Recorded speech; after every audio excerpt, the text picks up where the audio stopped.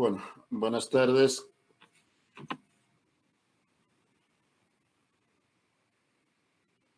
Supongo que se me escucha bien. Buenas tardes, doctor, si se escucha. Bien, en lo posible, quienes pueden encender su cámara pueden hacerlo. Así hacemos un poco más interactiva la presentación, si es posible. Y voy a comenzar con el tema. Estamos a 16:05. Yo creo que es suficiente el tiempo que hemos esperado.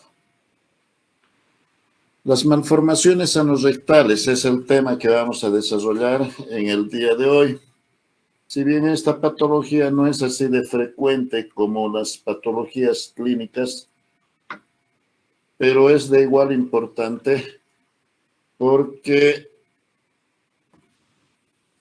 en la programación para quinto año se ha considerado estas patologías en el entendido que ustedes tienen que tener conocimiento, tienen que saber que existen estas patologías, tienen que saber describirlas, pero no están obligadas a tener que manejarlas. Las patologías prevalentes, por ejemplo, las patologías clínicas del sistema gastrointestinal o del sistema respiratorio, obviamente, en el perfil nuestro de la formación de ustedes como futuros profesionales es obligatorio el conocimiento íntegro, porque son esas patologías que tienen que conocerlas y que tienen que tratarlas.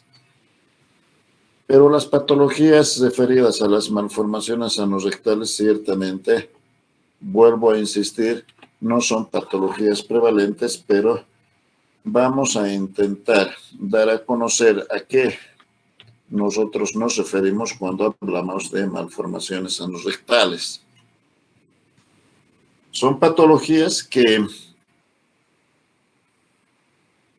consideradas ellas desde aquellas benignas, que significan nada más alteraciones poco complejas, alteraciones simples, referidos a la región anal, hasta las patologías complejas que, por más de que exista temprana y oportunamente su reparación, no se garantiza la funcionalidad. Vale decir, la continencia fecal, que es una de las mayores preocupaciones cuando tratamos este tipo de malformaciones. Si ustedes ven, la incidencia es tan baja cuando hablamos de un caso en 3.000 nacidos, parecería que es tan infrecuente, pero en la práctica no es así, porque estos pacientes se concentran en hospitales especializados, hospitales de tercer nivel. Por tanto, allá contamos con una casuística importante. Debemos de referirnos a las nociones de embriología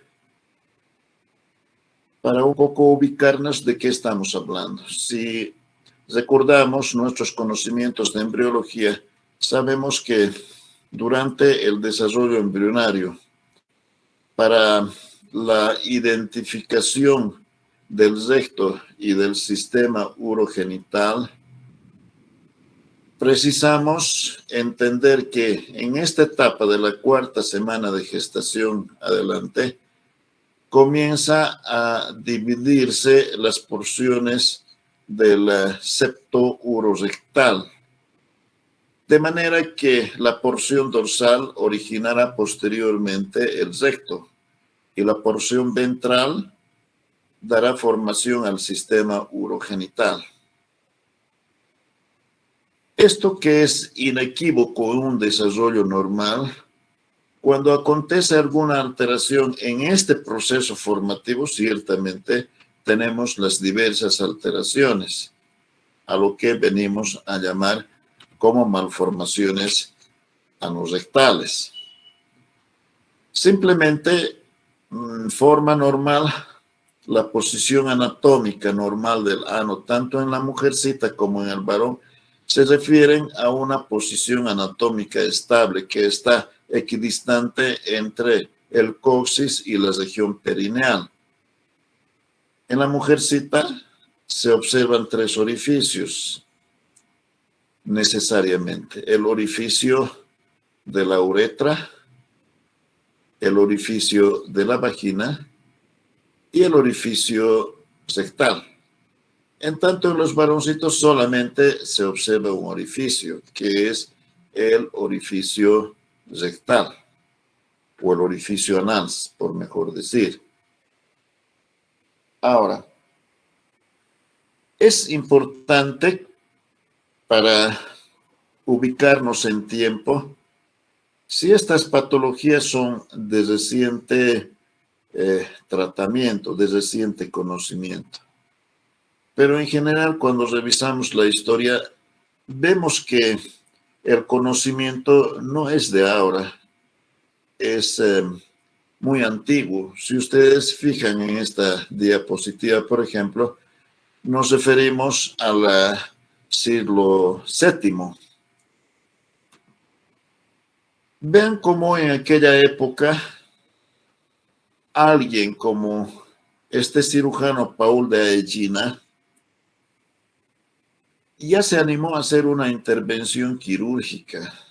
Encontró un niño que no tenía el ano, es decir, tenía un ano imperforado. Y entonces se imaginó que podía recanalizar este conducto y a ciegas entonces hizo una apertura. Utilizó un bisturí y con una guía hizo dilataciones y se introdujo en el canal rectal. Pero seguramente que este caso era un problema simple de ano imperforado, por eso es que solamente después de hacer la incisión pudo canalizar el conducto anorrectal. Sin embargo, para aquella época era pues una eh, novedosa técnica para resolver a aquellos niños que definitivamente tenían el éxito letal, no tenían forma de sobrevivencia, porque al no existir un conducto de escape para eliminar las heces fecales, obviamente en pocos días el éxito letal era conseguido. Sin embargo, solo quiero referirme un poco, a partir de aquella época se ha ido avanzando. 1000 años después, si utilizamos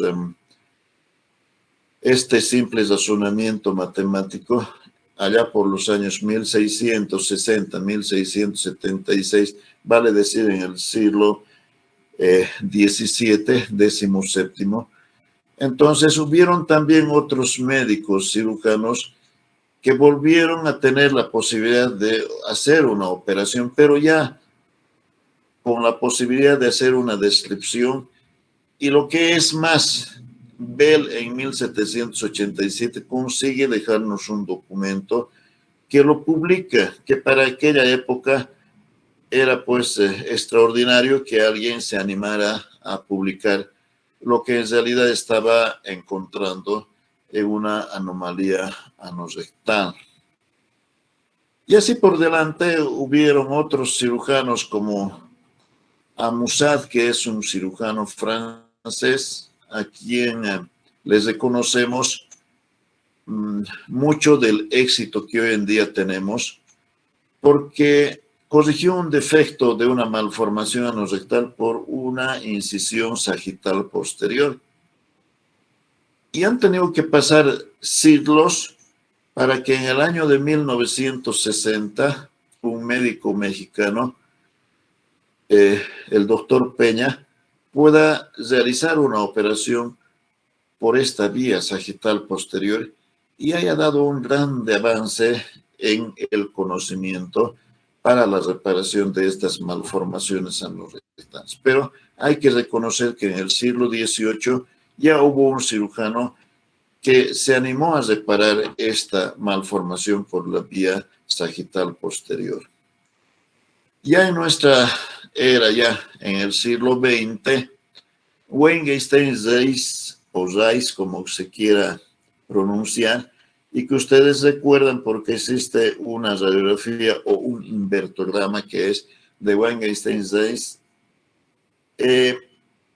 También ya en la era de los rayos X, consiguió mediante un estudio radiológico en posición invertida lograr una imagen que nos podía ya mostrar que estas malformaciones anorrectales podían, mediante este estudio, ser clasificadas en malformaciones altas y en malformaciones bajas, puesto que con el invertograma se conseguía ubicar la cámara aérea pequeña que existía en la parte distal, ya cerca de la piel a donde debe estar posicionado el verdadero ano. Entonces, son estas las historias que nosotros tomamos en cuenta para un poco ubicarnos respecto de cómo ha ido evolucionando las propuestas en el tratamiento de estas malformaciones. Un poco ya en nuestra época hubieron en Estados Unidos, hubieron en Francia fundamentalmente, a donde en siglos pasados la importancia del desarrollo de la medicina estaba en el primer mundo, Francia, España, Inglaterra. Entonces, a su turno, cada uno de ellos propusieron ya métodos de tratamiento. Entre ellos, nosotros recordamos mucho a Pellerin. ¿Quién era Pellerin? Era un cirujano pediatra francés que hoy en día todavía tiene un libro clásico de cirugía pediátrica, pero que ya no está en uso porque sus técnicas ya han sido sobrepasadas. De Duhamel más recientemente y de Ladygros sobre todo en las patologías intestinales. Finalmente, a lo que yo quiero llegar y contrastar es que en 1950, Douglas Stephens, un cirujano norteamericano, era el maestro de los maestros en malformaciones anorrectales. Hasta ese entonces, porque 1950 no está muy alejado de nuestra época, son apenas 70 años, 7 años atrás, exponía una forma de tratamiento después de haber clasificado estas malformaciones en altas, intermedias y bajas, de acuerdo con el invertograma que servía bastante para ubicar a dónde estaba la malformación, a qué nivel. Sin embargo, estas operaciones eran realizadas un poco a ciegas porque no existía una visión directa para ver todos estos complejos musculares. Y la anatomía de aquel entonces se dictaba con una finura que se establecía la diferenciación de las fibras musculares. Ustedes que han pasado por el anfiteatro saben a lo que me estoy refiriendo. Si ustedes se imaginan en la región anal, en toda esa región perineal, cuando se hace un corte, ustedes ven las fibras musculares, pero en anatomía siempre les hemos enseñado que hay las fibras del cubo coxigio, del esfínter interno, del esfínter externo, pero en verdad no había sido así de esa manera que se puede identificar cada una de estas partes fibrosas de estos músculos, sino que con el advenimiento de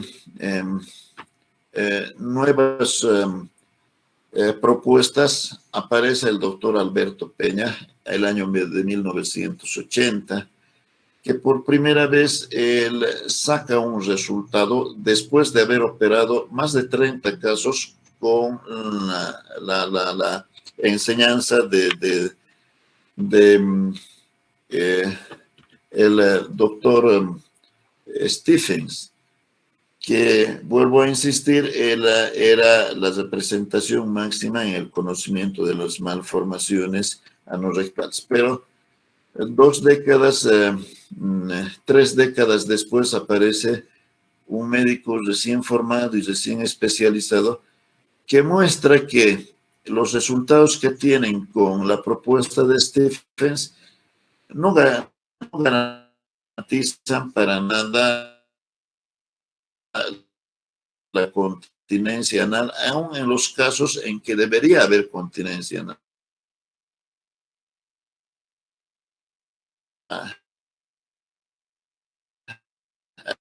Y es así que él, en cirugía pediátrica en la Escuela Paulista, el año 1981 llega y operamos 23 casos de malformaciones anorrectales con esta nueva técnica que él estaba proponiendo.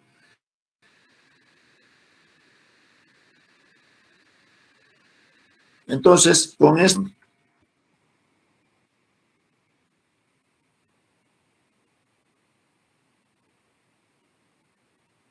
se ha vuelto loca la computadora, que me ha alterado completamente el orden.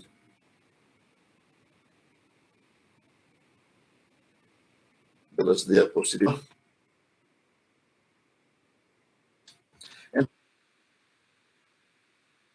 Con una